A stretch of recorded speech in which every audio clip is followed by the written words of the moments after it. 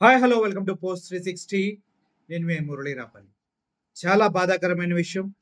ఈ న్యూస్ నన్ను చాలా బాధలో ముంచేసింది. పాస్టర్ ప్రవీణ్ పగడాల అనే ఒక వ్యక్తి ప్రజల్ని చైతన్యం చేయడంలో తన వంతు బాధ్యతగా ప్రతిరోజు జ్ఞానాన్ని పంచుతూ, వాస్తవాల్ని ప్రజలకు తెలియచేస్తూ, క్రిస్టియానిటీ గొప్పతనాన్ని చెప్తూ, హిందుత్వానికి, క్రిస్టియానికి మధ్య తేడాలను చెప్తూ చాలా సార్లు మీడియాలో చాలా మందితో డిబేట్‌లకెళ్ళి సునాయాసంగా వాస్తవాలను బయటపెట్టి క్రిస్టియానిటీ గొప్పతనం చెప్తున్నటువంటి వ్యక్తి ప్రవీణ్ పగడాల. నిజం చెప్పాలంటే ఆయన ఎంత సౌమ్యంగా చెప్తాడో అంత లాజిక్‌గా ప్రతి ఒక్క విషయం ఉంటుంది. తను ఎంత గొప్ప పాస్టర్ అంటే ఎవరిని నొప్పించకుండా వాస్తవాలని ప్రజలకి చెప్పే ప్రయత్నంలో చాలా విధాల చాలా వీడియోస్‌లో ఆయన్ని మీరు చూసుంటారు. ఈరోజు ఆ ప్రవీణ్ పగడాల అనే ఒక పాస్టరు రోడ్డు పైన యాక్సిడెంట్ అయ్యి చనిపోవడం జరిగింది. ఆ విషయం చాలా బాధ కలిగిస్తుంది నాకైతే. ఎందుకంటే చాలామంది పాస్టర్లుంటారు. ధనార్జనే ధ్యేయంగా పెట్టుకొని మాయమాటలు చెప్పి స్వస్థతని, అదని, ఇదని చాలా విధాల ప్రజల్ని దోచుకుంటూ ఉంటారు. వేదాలన్నీ చదివి, పురాణాలు చదివి, జ్ఞానవంతుడై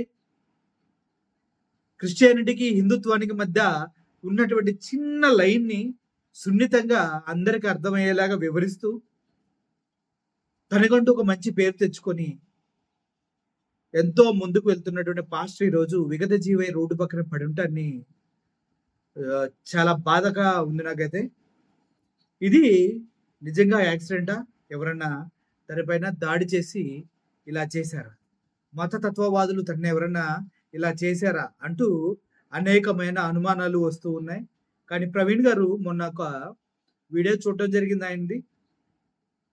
కూతురిని ఎలా చూసుకోవాలి అంటే, "అబ్బా! ఎంత అందంగా ఉన్నావమ్మా" అని తండ్రి ప్రతినిత్యం చెప్తూ ఉంటే, వేరే ఎవడో ప్రేమిస్తానని వచ్చి ఈనోడు చెప్తే, "ఆ కూతురు మా నాన్న ఎప్పటినుంచో చెప్తున్నాడురా, నువ్వు చెప్పేదేంటి?" అని తండ్రిని ఎప్పుడు గౌరవిస్తుంది తండ్రి ప్రేమని. అంత బాగా చూసుకోవాలి. నీ కూతురు, నీ కూతురు అంటూ ఆయన చెప్పిన మాటలు ఇప్పటికీ నాకు అలా బ్రెయిన్‌లో తిరుగుతూనే ఉన్నాయి. ఇప్పుడు నాకైతే కన్నీరు ఆగట్లేదు. నిజాన్ని చెప్తూ పోరాడితే నిజంగానే మరణం తప్పదా? ప్రవీణ్ ప్రగడాల అనే ఒక పాస్టర్‌ని కోల్పోతే ఎంత బాధగుంటుందో క్రిస్టియన్ సమాజానికి తెలుసు. ఎంతోమంది అతని మాటలు విన్న విశ్వాసులకు తెలుసు. ఈరోజు రాష్ట్రం ఏంటి ఎంతమందికైతే ఆయన సువార్తను బోధించారో వారంతా కూడా కన్నీటి పర్యంతమై ఏడుస్తూ ఉండుంటారు నాకు తెలిసి. ఇది దారుణమైనటువంటి మరణం. రోడ్డు పక్కన ఒక శవమై పడుంటాం. ఎందుకన్నా నేను ఆ ప్రమాదం గురించి ఏం మాట్లాడలేను కానీ ప్రతి ఒక్కరికి క్రిస్టియన్ సమాజానికి ఒకవేళ ఇది యాక్సిడెంట్ అయితే దేవుడు తనని త్వరగా తీసుకెళ్ళాడని నమ్ముకోవచ్చు. లేదు అంతకు మించి అందుట్లో ఏదన్నా ఉంది అని తెలిస్తే మాత్రం ఆంధ్రప్రదేశ్ మొత్తం అకలావికలం అయిపోవటం మాత్రం కామన్. అందుట్లో ఎటువంటి సందేహం లేదు. ఆల్రెడీ సీసీటీవీ సీసీటీవీ ఫుటేజ్ తీయాలంటూ డిమాండ్ చేస్తూ ఉన్నారు. తన పైన దాడి జరిగి ఉంటుందేమో అని చాలామంది అనుమానాలు పడుతూ ఉన్నారు.